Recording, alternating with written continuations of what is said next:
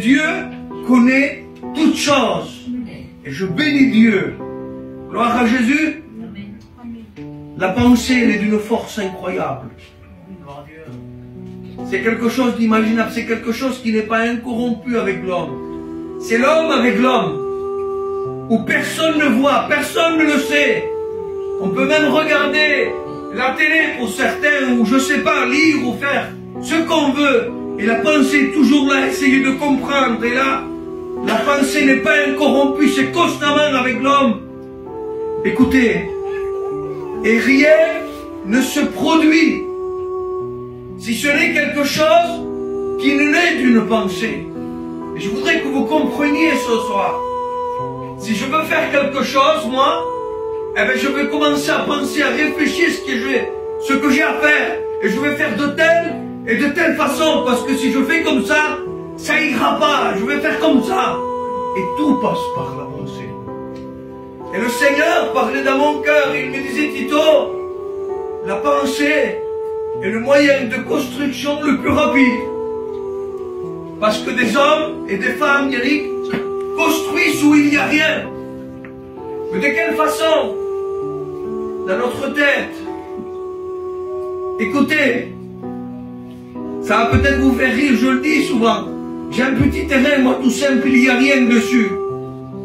Et dans mon cœur, ça me disait, t'as pas vu une maison déjà toute finie? J'ai dit, oui Seigneur, c'est vrai, je l'ai vu. Mais elle me dit, si la pensée est le moyen de construction le plus rapide du monde, il est aussi le moyen de destruction le plus rapide du monde. Parce que par une seule pensée, mes frères, mes sœurs, une pensée, on peut être détruit, brisé, anéanti de l'intérieur. On peut bien même vouloir mourir. Par une pensée, plus goût à la vie. De dire, Seigneur, moi je ne peux plus vivre comme ça, c'est fini pour moi. De penser même à mettre fin à ces jours. Par une pensée. Et ça, c'est le domaine de Satan. Le domaine de l'ennemi, du serpent ancien, parce qu'il le sait, qu'il ne peut pas nous toucher. Il ne peut pas nous toucher. Alors il agit de ce qu'il peut faire. Je voudrais vous lire un texte de la parole de Dieu qui se trouve dans Ésaïe 14 et au verset 29. Il nous est dit de la racine du serpent. Le serpent est l'image de Satan. De la racine de lui, de l'intérieur, de la profondeur de lui, on va dire sortira un basilic. Et un basilic, c'est un animal qui a le pouvoir de pétrifier les gens.